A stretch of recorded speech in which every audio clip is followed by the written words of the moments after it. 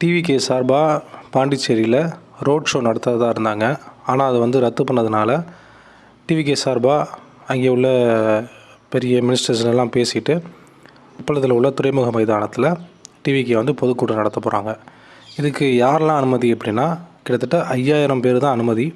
5000 பேருக்கும் QR code இருக்கும். அந்த பாஸ் வாங்கினா தான் அந்த QR கோடை ஸ்கேன் பண்ணி மைதானத்துக்குள்ளே நுழைய முடியும். ஸோ 5000 பேர் மட்டும்தான் பொதுக்கூட்டத்தில் கலந்துக்க முடியும். அதுவும் காலையில் 10:30 மணிலேருந்து 12:30 மணிக்குள்ளே பொதுக்கூட்டத்தை முடிக்கிறதா சொல்லிட்டாங்க.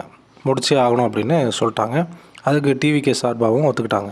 மைதானத்துக்குள்ளே விஐபிகளுடைய கார்கள் இது மட்டும்தான் வந்து உள்ளே போக முடியும். மற்றவங்களாம் வந்து பழைய துறைமுகத்து பக்கத்தில் நிப்பாட்ட சொல்லிட்டாங்க. அப்புறம் இந்திரா காந்தி மைதானத்தில் நிப்பாட்ட சொல்லிட்டாங்க. ஸோ பொதுக்கூட்டம் நடக்கிற இடத்துல கழிப்பறை, டாய்லெட்டு, தண்ணீர் வசதி எல்லாமே பக்காவாக பண்ணி கொடுக்கணும்னு சொல்லிட்டாங்க. அதையும் ஒத்துக்கிட்டாங்க. ரெண்டாவது, தொண்டர்கள் நடக்கக்கூடிய பாதைகள் வந்து சின்னமாக இல்லாமல் நல்லா பெருசாக இருக்கணும், ஈஸியாக போயிட்டு வெளியே வர மாதிரி இருக்கணும் அப்படின்னு சொல்லிட்டு அங்கே உள்ள அஃபீஷியல்ஸ் வந்து சொல்லிட்டாங்க. அதுக்கு எல்லாத்துக்குமே டிவிக்கு வந்து ஓகே சொல்லி டிசம்பர் 9ஆம் தேதி நாளைக்கு சிறப்பாக பாண்டிச்சேரியில் பொதுக்கூட்டம் நடக்க போகுது.